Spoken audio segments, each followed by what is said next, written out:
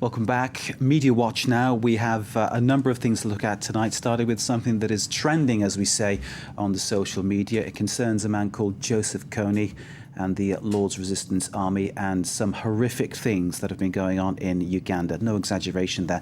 Aurore Dupuis has been checking out what's been happening and what's been said online. Tell us more about this, Aurore. Let's take a look at the website Storyful, which says that Twitter has lighting up the Stop Kony campaign, a campaign to try and stop this man who's thought to be responsible for turning boys into fighters, turning girls into sex slaves. As you said earlier, Kony is leading the Lord's Resistance Army. It's a guerrilla group that's killed at least 30,000 people in northern Uganda over the past 2 decades. And this man, of course, is the most wanted criminal on the international hit list, isn't he? Yes, absolutely, he is. And the American NGO Invisible Children has just posted a 30-minute video online with some gripping witness accounts. Let's take a listen to Jacob. He's a child soldier. We worried the rebel when they raise us again, then they will kill us. My brother tried to escape, then they killed using panga. They cut his neck. Did you see it? I saw. We can only imagine the sadness and the horror that child has seen in his short life. Absolutely. Well, the American NGO is hoping that this video, this testimony, will have an impact on US lawmakers and on politicians, especially during this electoral campaign in the United States at the moment. Well, last year, Barack Obama did agree to send 100 soldiers over to Uganda to try and help the local troops to capture this man. But for humanitarians, well, that is not enough because, as you said, Kony's been wanted by the International Criminal Court since 2005.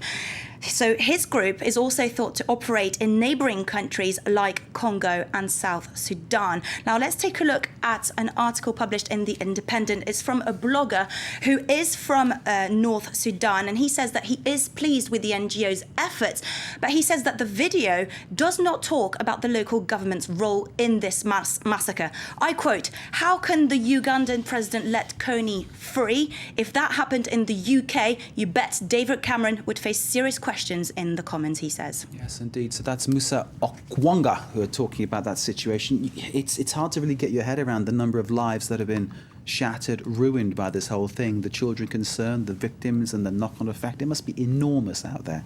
And clearly, Joseph Kony, very much top of the list for the International Criminal Court. We're moving on now to a lighter kind of feature. I'll let you explain it, Rob.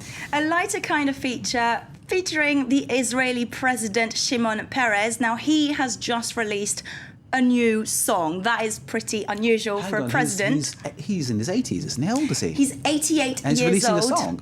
He's releasing a song. He's actually currently on a visit in the United States. He's trying to convince businessmen to invest in Israel. And he met with Mark Zuckerberg, who's the Facebook boss, as you know, and who has helped him set up his English Facebook page and to post his new video online. In the song, Peres is calling on world peace as his country's still not resolved the Palestinian conflict after decades of failed. Can we listen to it? We can listen to it. Let's take a look.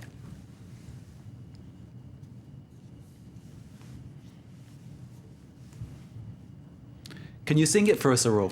I can't sing it, unfortunately. Okay, sadly, a bit of a technical problem. Maybe we can get it later. Let's go to it now, if we can.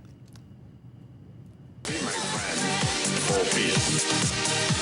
I want to hear your voice. Be my friend, share peace. Speak up and change the world.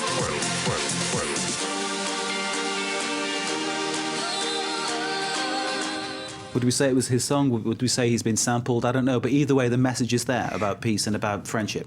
Exactly, the message is there. It's not a bad message out of the Middle East, is it? Let's face it. Absolutely, and tens of thousands of people have already viewed this video on YouTube. Peres has already more than 26,000 followers on Facebook, and the Israeli embassy has also reacted on Twitter. Take a look at this. Well, this is Shimon Peres' Facebook page, the brand new page, and here's the Twitter account for the Embassy of Israel in the United States. 88 years young, dropping remix videos. Aurore, we'll leave it there. Thank you very much indeed, Aurore Dupuis with Media Watch. Stay with us, more news to come, including all the sport and culture.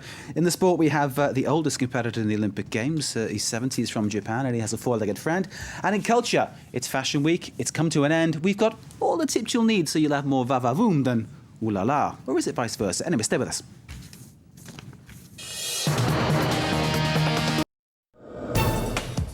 Be part of Volkswagen's experience on the iPhone. Just download the new application. It's free and simple to install. Send your photos and videos to our editorial team and become our eyes on the ground. And it will keep you up to date on international news in real time. Volkswagen on the iPhone. More coverage than ever before. News accessible anywhere, anytime, in English, French and Arabic. Volkswagen on the iPhone. You're part of the news.